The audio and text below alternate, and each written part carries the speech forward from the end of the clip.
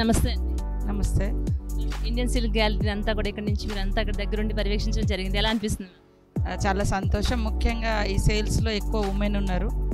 Women entrepreneurs లాగా అనిపిస్తుంది. వాళ్ళను ప్రోత్సహించాలి. మహిళల రుచి, టేస్ట్, మహిళల ఏ చీర ఎవరు ఎట్లా, ఏ బాడీ ఎట్లా కడితే ఎట్లా అనేది వాళ్ళకి ఐడియా ఉంటుంది.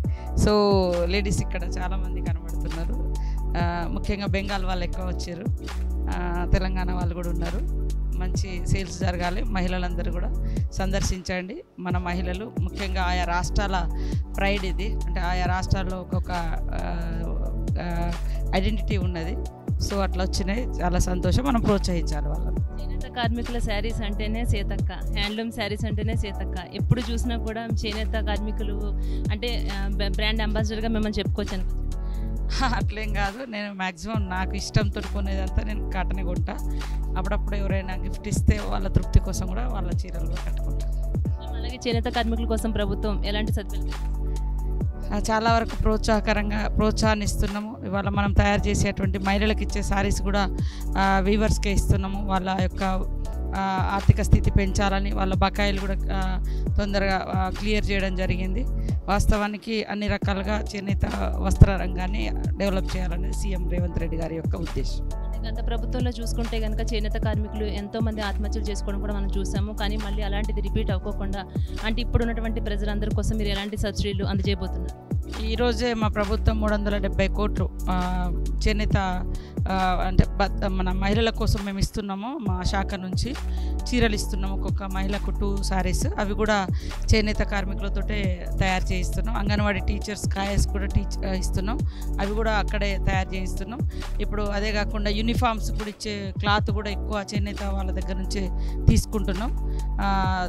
వాళ్ళ డబ్బులు కూడా పెండింగ్ పెట్టకుండా ఎప్పుడెప్పుడు గవర్నమెంట్ క్లియర్ చేస్తూ ఉంది. వాళ్ళకు ఒక సపోర్ట్ ఉంటుంది. చేనేత కార్మికులు అంటేనే తెలంగాణకి పెట్టింది పేరు. మన చిన్న అగ్గిపెట్టెలో కూడా వాళ్ళు ఎంత క్రియేటివిటీగా శారీని తయారు చేస్తున్నారో ఆ ఘనత మొత్తం తెలంగాణ ప్రభుత్వానికి, తెలంగాణ చేనేత కార్మికులకే దక్కుతుంది. మ్యామ్, దాని గురించి మీరు ఏం చెప్తారు?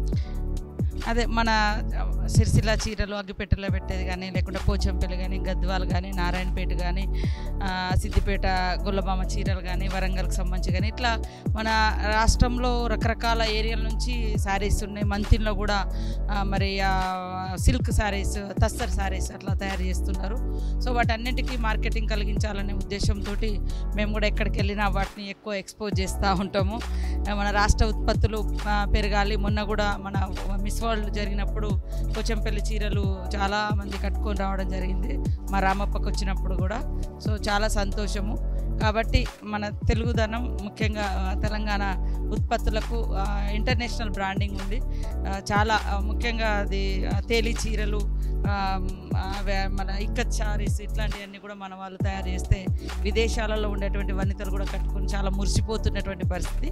సో మన సాంప్రదాయము తెలంగాణది కావచ్చు, భారతదేశంలో ముఖ్యంగా నిండుతనం అంటే మరి శారీసే మహిళలు. సో ప్రతి ఒక్కరు ఏ ఉన్నత స్థాయిలో ఉన్నా చీరలను ప్రోత్సహించాలి, చీరలు కట్టుకోవాలి. చేనేత వస్త్ర రంగాన్ని మనం ఎంకరేజ్ చేయాలి. అలాగే మేము బాంబే, పూణే ఇలా చాలామంది అక్కడికి తరలి వెళ్ళాల్సినటువంటి పరిస్థితి ఎందుకు వస్తుంది? అదే అంటే మనం బయట వాటిని ఎక్కువ తీసుకుంటా ఉన్నాం, మన వాటిని విస్మరిస్తున్నాం.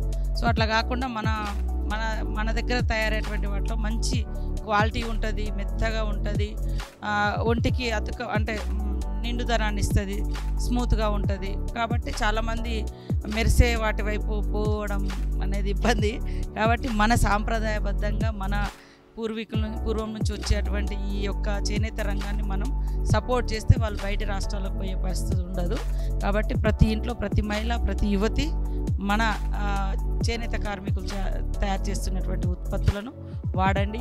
అది చీరలు కావచ్చు, ఇంట్లో బెడ్షీట్స్ కావచ్చు, మనం వాడే ఖర్చు కావచ్చు, టవల్స్ కావచ్చు, మ్యాక్సిమం మన వాటిని మనం ఎంకరేజ్ చేసుకుంటే బాగుంటుంది. చివరిగా మ్యామ్, అంటే చేనేత కార్మికులు వాళ్ళు ఏం కోరుకుంటున్నారంటే ప్రతి ఒక్క రంగంలో కూడా వారానికి ఒక్క రోజైనా సరే చేనేత కార్మికులు శారీస్ ఏమైతే ఉన్నాయో అన్ని రకాల డిపార్ట్మెంట్ వాళ్ళు, స్కూల్స్ దగ్గర నుంచి హాస్పిటల్స్ దగ్గర నుంచి అన్ని రకాల డిపార్ట్మెంట్లో కూడా వారానికి ఒక్కరోజు చేనేత శారీస్ కట్టుకుంటే బాగుంటుందని అభిప్రాయం. ఎస్, అది కరెక్టే. ఖచ్చితంగా ఇది నేను కూడా సీఎం గారితో మేము కూడా మా తరఫున డిస్కస్ చేస్తాం. ఖచ్చితంగా కట్టుకోవాలి, కట్టుకుంటూ ఉంటే చాలా బాగుంటుంది. వాస్తవానికి మన వస్త్రాలు కట్టుకుంటే నిండుతనం ఉంటుంది, మంచి కల్చర్ను మనం చూపించిన వాళ్ళమైతే మన వాళ్ళు కూడా మన దేవతల మన ఊరు కల్చరు మన ఇట్లాంటి బొమ్మలతో ఇట్లాంటివన్నీ కూడా చీరల మీద నేస్తూ ఉంటారు. సో చాలా ఉపయోగపడుతుంది. కాబట్టి పెద్దల నుంచి ఆఫీసుల కాడ నుంచి మొదలు పెడితే అధికారుల వరకు, అటెండర్ నుంచి మొదలు పెడితే ఐఏఎస్ వరకు, అదేవిధంగా గ్రామ వార్డు మెంబర్ నుంచి మొదలు పెడితే సీఎం వరకు అందరం అట్లాంటి వాటిని ఎంకరేజ్ చేయడం చాలా అవసరం. Thank you ma'am. Thank you. Okay, చూస్తున్నారు కదా, చేనేత కార్మికుల కోసం మన సీతక్క అయితే ఖచ్చితంగా రేవంత్ రెడ్డి గారు మన ముఖ్యమంత్రి గారి దృష్టి కూడా నేను తీసుకెళ్ళడానికి సిద్ధంగా ఉన్నానంటున్నారు. ఇంతకన్నా ఏం కావాలి మీ అందరికీ చెప్పండి. చాలా సంతోషంగా ఉంది. మ్యామ్ అయితే మనకు ఒక ప్రామిస్ చేశారని మనం అనుకోవచ్చు. Thank you so much.